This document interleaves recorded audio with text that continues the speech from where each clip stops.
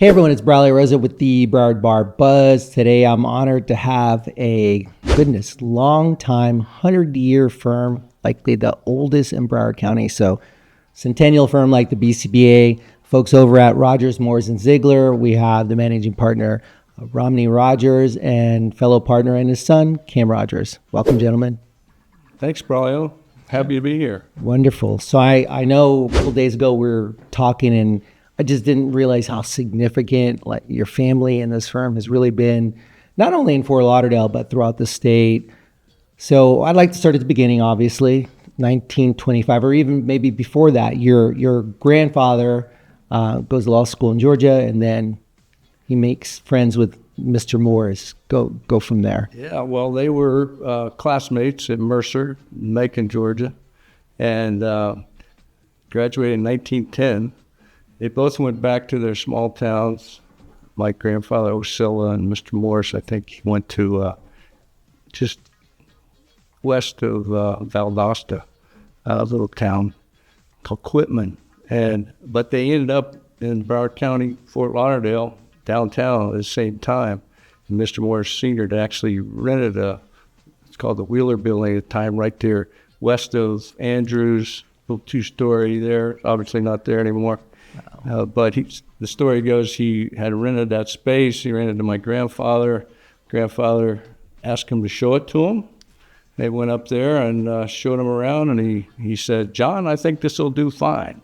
So they started their partnership, flipped a coin, and see whose name would go on the wall first, and that's how it got started. And fortunately, it was your name first. Yeah, well, we got used to it anyway, right? Yeah.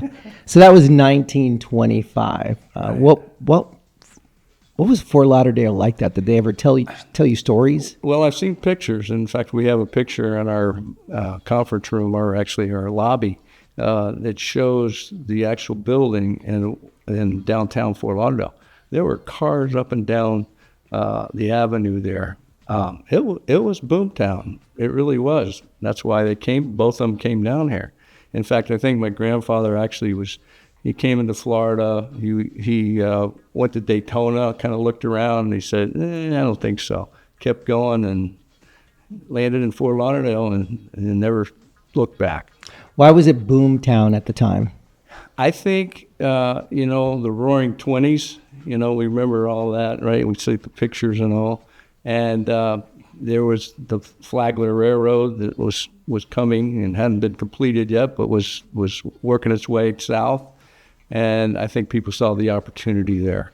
And there were land sales going on like crazy. And I've got pictures of right outside of the turn there of Federal Highway and Sunrise there. There used to be a trailer park there.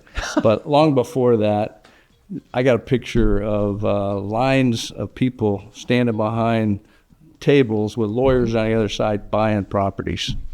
I mean, that's how boomtown it was. Wow. So was your father and his partner, or grandfather and his partner, were they part of that? Probably. Well, they obviously were part of the boom in terms of being lawyers, but they weren't real estate developers. Neither one of them were.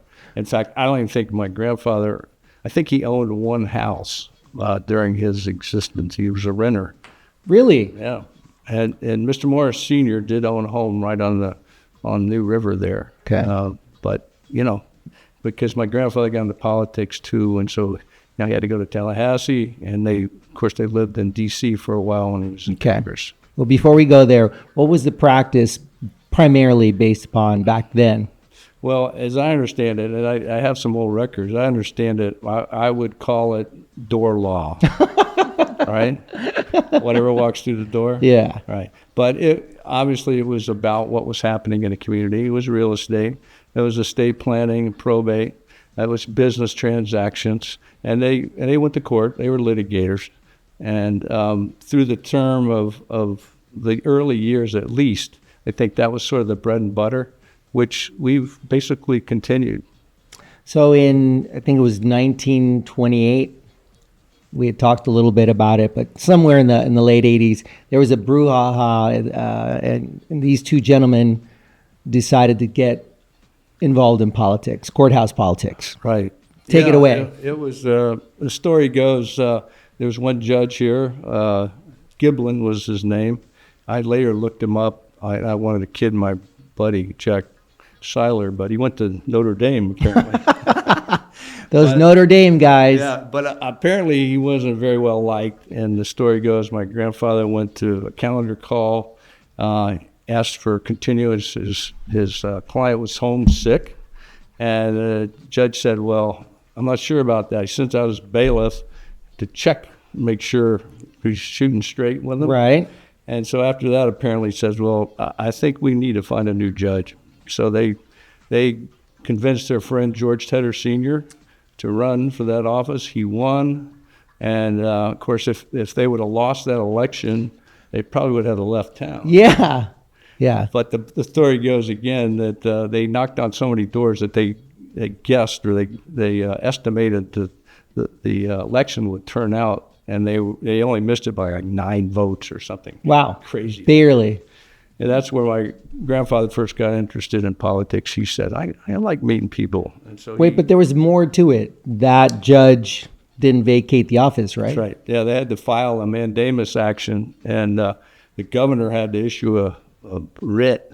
But before it got served on him, he just said, okay, I'll resign. So apparently he went down to Miami to practice, and I heard the story when he represented some mobs. We had mobsters down there. Sure, Capone was down there, right? Back in the 20s?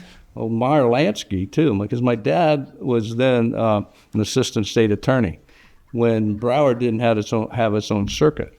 Steve O'Connell, former president of University of Florida, he was the state attorney, and my dad knew him. They went to Florida together. So he appointed my dad as an assistant state attorney. He had to prosecute Meyer Lansky, shut down the Hallandale speakeasy.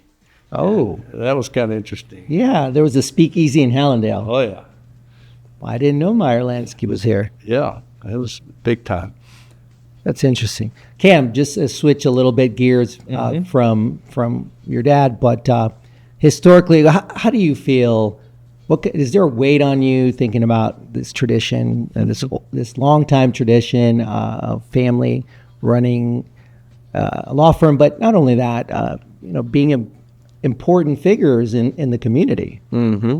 No, I mean, I think it's a great honor, really, and it's what I feel like it's part of what gets me up in the morning. I love practicing law, but it brings a whole new element when you're doing it for carrying on a legacy.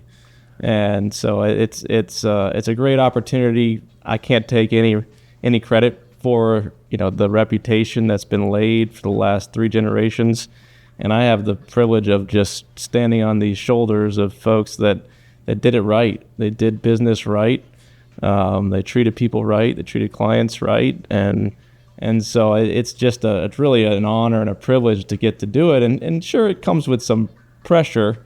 But at the same time, thankfully, we're staying busy, and so there's really not too much time to kind of sit still and think about the pressure. It's just about kind of keeping the work going and treating people right. So. What's one of your favorite stories that you can think back to? Maybe your grandfather. I don't know if you were as a kid going to the law firm or something with your dad, and sitting there and listening to them go back and forth. Sure.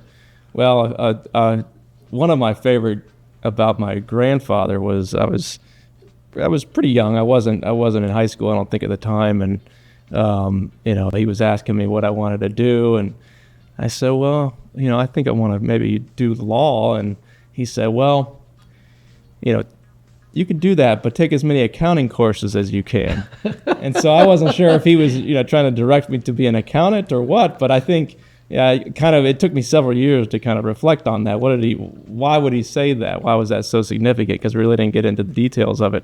But I think he just really thought that knowing accounting was so important for operating a business, and knowing how to do more than just the law, but to run a business and continue it for generations, hopefully. And so I did. I took his advice and took as many accounting courses as I could, and it panned out pretty well. It's good advice. Which I did too.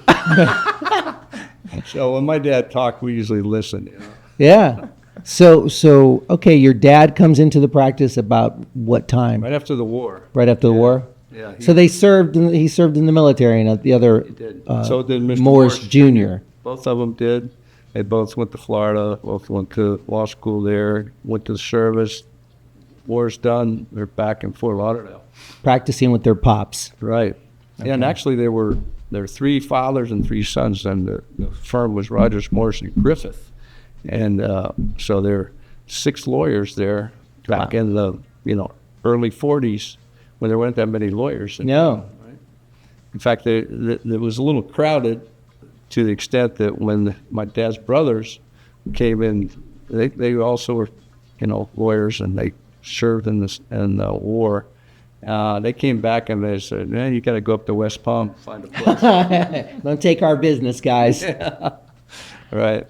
So they come into the practice, and what was did that change the trajectory of the firm? Was there any specialization going on at that time? Yeah, it did get a little different because my grandfather was then, shortly thereafter, got elected to Congress. Okay. And he encouraged my dad, because he knew the comptroller of the currency, to meet with him, because that's the only time you could start a bank, right? When you were a national association. If you want to start a bank, at least, a commercial bank. Right. And so he was in Washington, knew who the comptroller was, he liked him. So my dad said, well, that sounds like a good deal.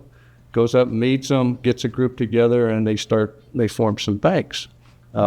So they had Wilton Manors National Bank, Lauderdale by the Sea National Bank, and one in Tamarack. And then those sold to Sun. So we were doing a lot of bank work, obviously. Wow. And from that, because my dad was very involved in the chamber, we had some corporate clients of large, like Bendex was one of our clients, and some larger at the time it was corporate clients. So that was sort of a shift. We didn't give up any of the what I'll call the mom and pop clients that we, our friends and neighbors that we'd had forever, but we did, we did sort of venture into that corporate area more, and stayed with that for a while until the banks got so big that they went to what I call service centers around the country. Wow. So actually, rewinding a little bit, your grandfather was elected to the Florida House? He was, yeah, back in the 30s. He actually was the author of the Homestead Exemption Act, which we all appreciate today. Right. Yeah, we all get to take it. And the interesting thing was, even when they first passed it, it was $5,000 back in the 30s. Wow. Right. So it's significant. Yeah, he saw his friends and neighbors lose their houses during the 29 crash, right, and the depression that followed. He said, we got to try to do something about that. So, he passed the law, and then a year later passed the Constitution. They put it into the Constitution. So it's good stuff. Good stuff. Great legacy. Mm-hmm. And then he went on to Congress and the federal level. Yeah, he was elected in Congress after I think 7-8 years in the legislature, and he served in office until he passed away when he was still congressman in 1952. Wow. But yeah, he had some great legacy locally too. One of the things which was kind of neat, when I served as a city commissioner, the big deal was BMR, right? So that was a naval base during the service, and so when he was in Congress, he passed a law, helped sponsor it, where if the government was going to get rid of their properties they didn't need anymore, that they would first offer it to the municipality where it was situated. So that surplus property, would go to a local community. Okay, so EMR was up for sale, $400,000. Okay. Wow. City of Fort Lauderdale didn't have $400,000. I was going to say, that was a lot of money then. Yeah. And so the story goes that George Gore, owner of the newspaper and certainly a business guy, right? He funded that, loaned it to the city. City bought it, passed bonds, paid him back, but it's kind of a cool story where there's, this community effort to hold on to something that, the community really wanted. Different time. I mean, smaller population, although it was booming. Yeah. Well, it's still growing. I got a book from my dad's law school times that he puts his name in it, and Dwight Rogers, and Fort Lauderdale, fastest growing city in the country. I don't know if that was true, but he thought it was. Right? Yeah. He was promoting it. So I think that was the mindset of this community. When you start off at a boom, you just kind of keep going, and you see the benefits of it. Yeah. So where does Ziegler come into it? Because So Bob, in 1955, came into the firm, and he was a great litigator, and that was it was most of what he did. He certainly had some other clients and did some other type of work, but he taught me a heck of a lot, and he was really a great mentor. And he's passed away too, of course. But his one of his daughters was in our firm for a while until she decided that she's gonna, just be a mom. Yeah. One of his other daughters was a law clerk for a while, but his son is in the auto business, and so there wasn't any legacy there. Mr. Morris didn't have any sons or daughters that wanted to go into practice either, so Cam got stuck with it. So now Cam's last man standing. That's right. That's right. He's got to carry the weight. I was going to say, so you're fourth generation, Cam. Where do you see this firm going in, 25, 50, 100 years? Do you see yourself hopefully having, children that would continue this legacy? Sure. Yeah. No, that'd be great. Love to continue it on. I think it's certainly provided a lot for our family over the generations. And so, I'd like to continue to have it provide for the family. It gives us, it comes with a name and a pride, in the community. And I think, being the oldest of anything is pretty special.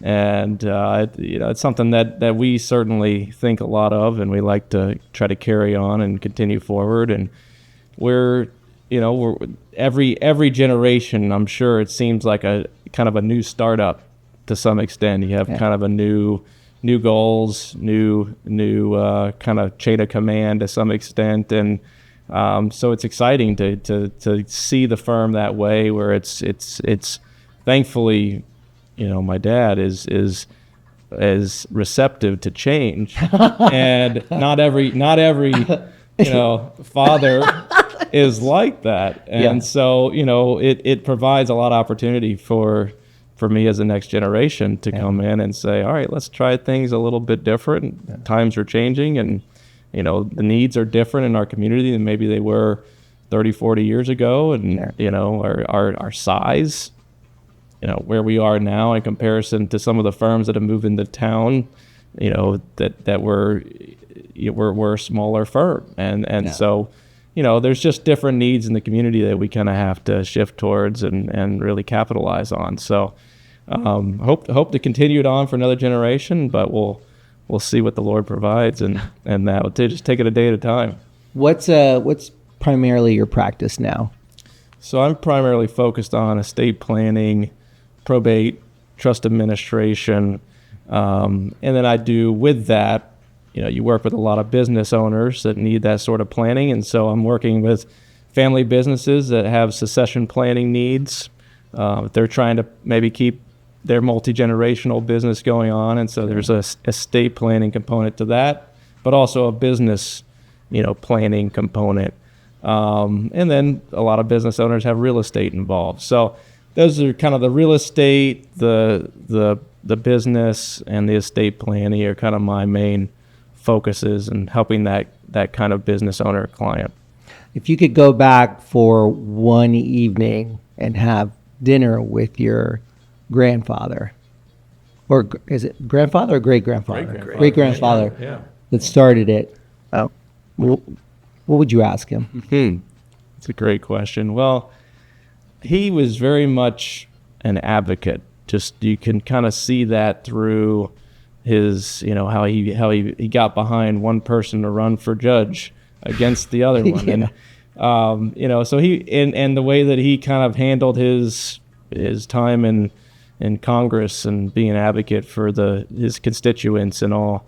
And so I think what kind of, I'd like to ask him where did that drive, that advocacy drive come from, and how can I capture some of that, and how can I, take on a position and just really truly go for it with that much vigor and zealousness, to be an advocate for whatever it might be, if it's people or if it's a cause or whatever. I just think I really admired just how much of a strong advocate he was for different situation he was in. Man was accomplished. He got some stuff done. Mm-hmm. Mm-hmm.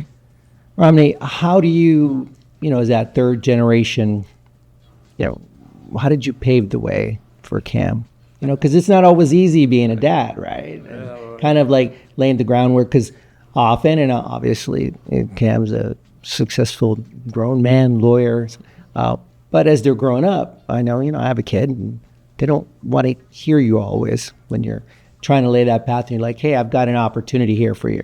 Sure. Step in. So how did you go about that? Well, fortunately, he picked, right? And I think I was very sensitive to that, of course, because, that situation never works out. Yeah. Dads just do this. Yeah, exactly. So fortunately, he chose that. So, of course, I was happy about that. Yeah. He went to the law school that I went to, his grandfather went to, and I was happy about that. So the legacy piece, I said, okay, we got this, right? Okay. I think, surprisingly enough, he just, and I struggled as a young lawyer because I wasn't quite sure always which of those cases I wanted to do. Like, here's one, I really like this, and I really like this, and I really like this. Oh, wait a minute, I better choose, and so I can progress a little further. Well, fortunately, he's a little smarter than I am. Well, that's our goal as parents, right? To make sure our kids are better. But about 5 or 6 years in, he comes to me, he says, I've been doing these wills and trusts, and I've seen our safe. It's got a little wells in there. He says, I think I'll go to law school. I think I'll get my master's. And I go, well, that's good. I'm glad you want to do that. I think it's great. I think it'd be good for your practice and the firm. But you're going to have to do it at night, right? We need you around here. Yeah. That's the bottom line. Yeah. And so he said, okay, I'll do that. And he was still single, so that worked out good. Yeah. I told him that if he got in, I'd pay for it. And that worked out good for him. Yeah. And I was happy. And I think I might have mentioned this to you, but they sent him his diploma, and he's named after me, right? And they didn't put junior on it, right? And so we were laughing about it. I said, well, I'm paid for it. I get to hang it on my wall. Well, they made him cut it up and mail it back before they sent him another one, which I thought was like, really? Yeah. I mean, barred lawyer, ethical, all that. Yeah. But he, fortunately, I didn't ever have to talk him into anything. He hit the ground running. The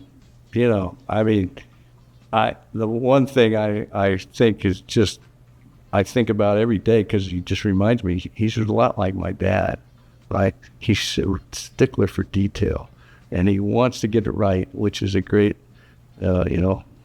obviously admirable.